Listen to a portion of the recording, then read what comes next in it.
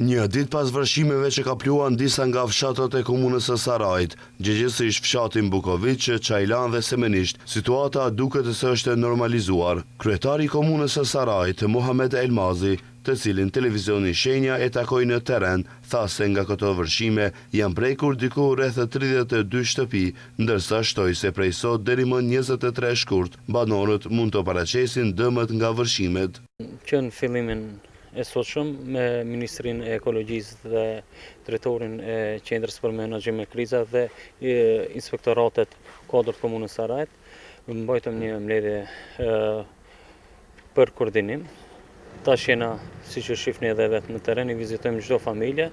Fal Zotit nuk kena dëme të mëdha përveç dëmeve materiale.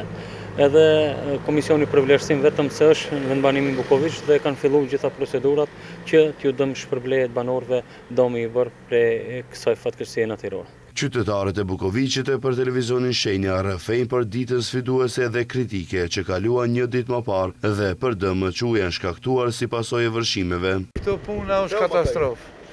Shumë ujë ka pas këto se që shto puna o konë, dhe me thonë bën 1 metre ujë e konë. Mblenda në soba 30 cm i ka plish me laminat me kreti ka plish. Këto ata që si e shifni vetë, që shto me shpija s'ka jonë, këtu katastrofë. Këtu në të hipin për e rekës. Reka është të mbush plot, në asë kushi nuk e qistatën rekën. Për e rekës hinë kënene. Gjehu rruga këtu ka kënë katastrofë, këtë e blokume.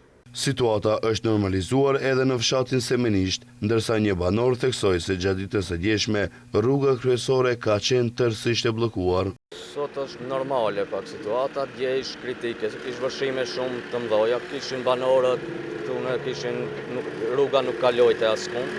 Ishte bllokuar gjithë anej, nuk mundshim me kalu pjesën me dëmë tonë, asoj do shtëpia kanë dëme materiale, pak ka djegje hidrofora, ka djegje këtine frigoriferave, këto gjëra.